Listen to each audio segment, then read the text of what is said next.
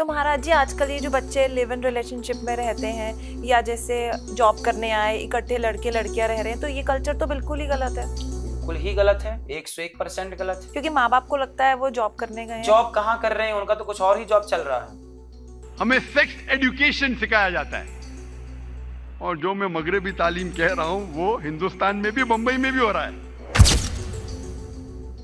तो महाराज जी, आजकल ये जो बच्चे लिव इन रिलेशनशिप में रहते हैं या जैसे जॉब करने आए इकट्ठे लड़के लड़कियां रह रहे हैं, तो ये कल्चर तो बिल्कुल ही गलत है।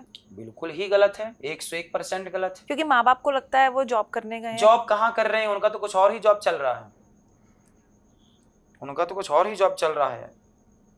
आजकल समाज चरित्रहीन होती जा रही है, इससे बचाओ वरना सर्वनाश होगा। इस देश की पहचान चरित्र से रही है। इस देश को चरित्र से जाना गया है।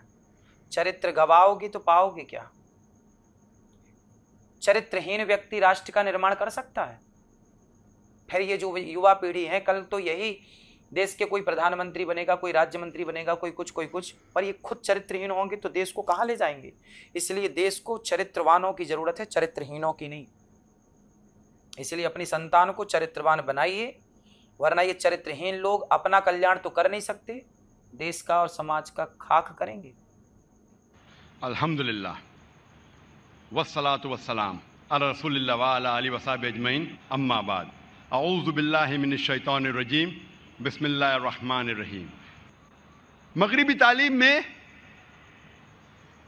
हमें सेक्स एजुकेशन सिखाया जाता है, और जो मैं मगरिबी तालीम कह रहा हूं वो हिंदुस्तान में भी, मुंबई में भी हो रहा है। सेक्स एजुकेशन सिर्फ वेस्टर्न कंट्रीज में नहीं, इंडिया में भी, मुंबई में भी। आप कितने स्कूल में जाओ, वहां आपको तालीम देने के लिए स्पेशलिस्ट आते हैं, जिसे कहते हैं सेक्स एजुकेटर्स। और कहते हैं बच्चों से स्कूल में, छठी के बच्चों से, 7वीं 8वीं 9वीं 10वीं, मगरबी मुमालिक में नहीं, मुंबई शहर में कहते हैं कि आप कॉन्डम का इस्तेमाल करो वरना बीमार हो जाएंगे, बीमारी फैलेंगी। कॉन्डम का इस्तेमाल करो वरना बच्चा पैदा हो जाएगा। आप मगरबी मुल्क में जाएंगे तो होर्डिंग्स लगे हैं, condomise yourself, save yourself from AIDS, condomise yourself, मतलब एड्स से बचने के लिए कॉन्डम का इस्तेमाल करो। मगरबी मुल्क में तालीम ये देना चाहिए कि जिना मत करो, तो तालीम दे रहे, जिना का रास्ता दिखा रहे, करो, लेकिन बीमारी से बचने के लिए कॉन्डम का इस्तेमाल करो। हमारे माशरे को क्या हुआ है? और अफसोस की बात है कि अब पेरेंट्स को बुलाया जाता है और एक भी पेरेंट अपना मुंह भी नहीं खोलता है। एक भी पेरेंट, वो पेरेंट को भी तालीम दी जाती है कि अपने बच्चों से कहो कि कॉन्डम का इस्तेमाल करो। और जब मैं तकरीर किया था 10 साल पहले, एक स्टैटिस्टिक्स है यूके का, सन 1999 का, 1999 का, और वो स्टैटिस्टिक्स ये कहता है कि अक्सर लड़कियां 19 साल होने के पहले 90% से ज्यादा लड़की they lose they virginity. Hindi में कहूंगा कि वो जिना करती है। 90% से ज्यादा लड़कियां 19 साल होने के पहले यूके में जिना करती है।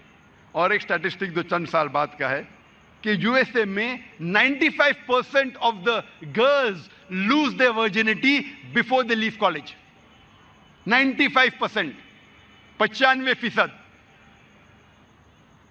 चंद साल पहले मेरे एक दोस्त थे जो डॉक्टर है, बंबई शहर में एक कॉन्फ्रेंस अटेंड कर रहे थे ऑन एड्स, और उस कॉन्फ्रेंस में कहा गया था कि बंबई शहर में 70% से ज्यादा, मोर देन 70% लड़कियां स्कूल से फारिग होने से पहले जिना करती है। मुझे यकीन नहीं हुआ कि बंबई शहर में, इंग्लैंड में हो सकता है, यूएसए में हो सकता है, बंबई शहर में मेडिकल कॉन्फ्रेंस ऑन एड्स, 70% से ज्यादा लड़कियां दे लूज देयर वर्जिनिटी।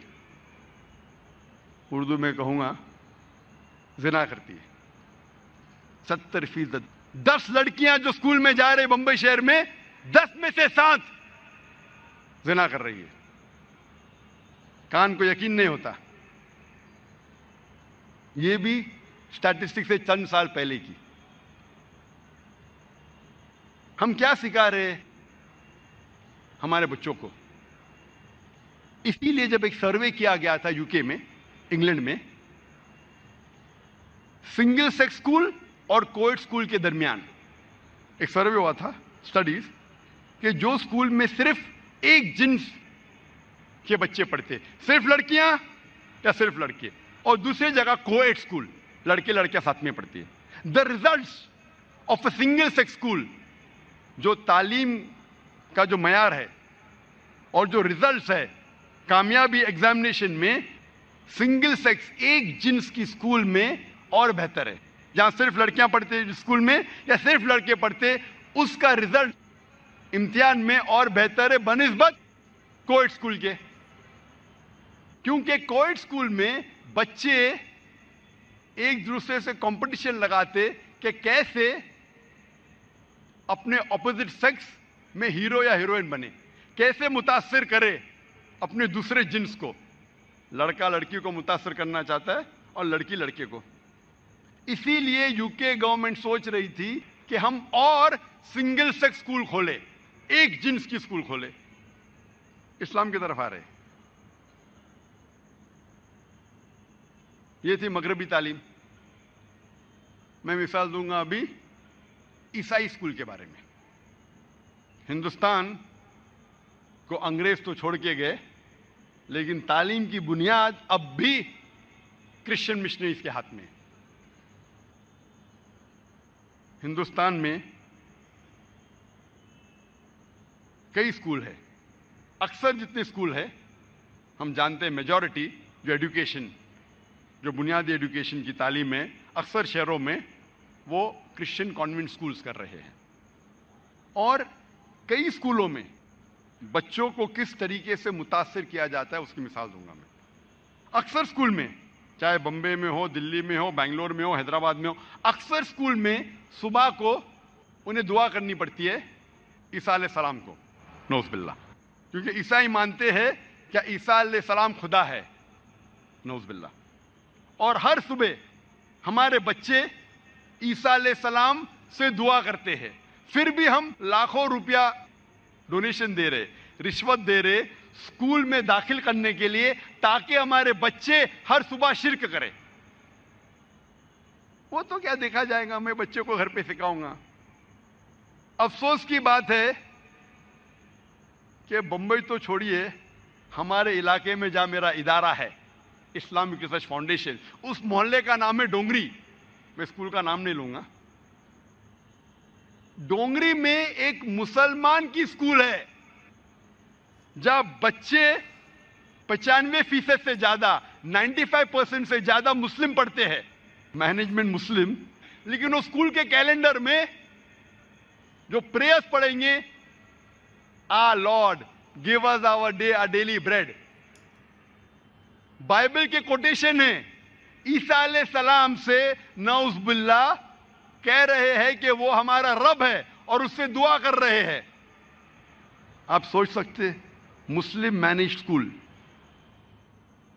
95% मुसलमान पढ़ रहे हैं, मैनेजमेंट मुस्लिम, और बच्चे हर रोज बाइबल के वर्सेस पढ़ते सुबह को।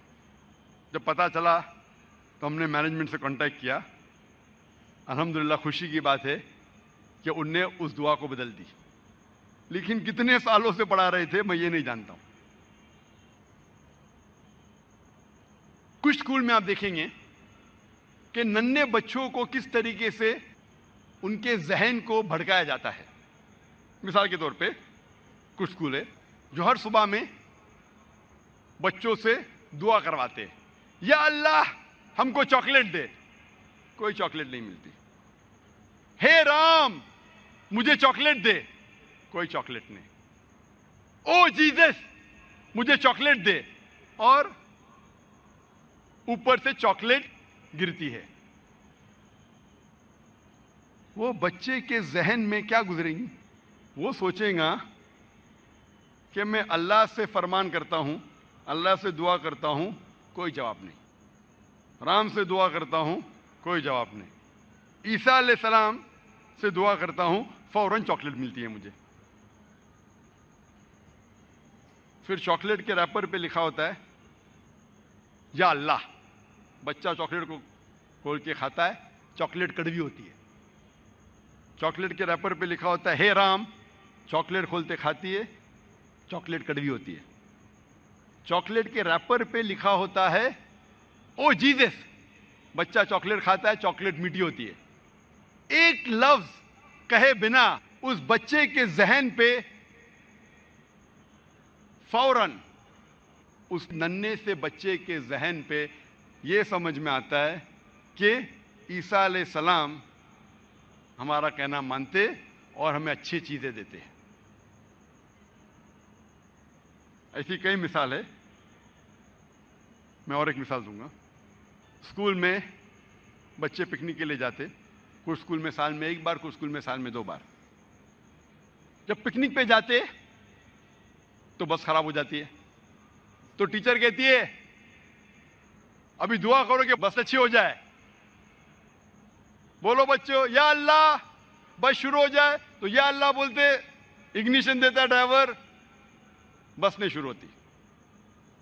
हे राम, बस को ठीक कर दे, इग्निशन देता है ड्राइवर, बस सीधी नहीं होती। ओ जीसस, बस को ठीक कर दे, और बस ठीक हो जाती, कर शुरू हो जाती है।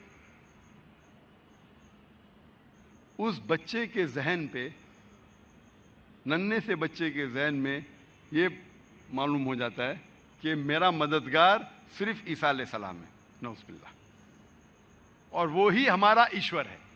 व आखिर दावान अल्हम्दुलिल्लाह रब्बिल आलमीन।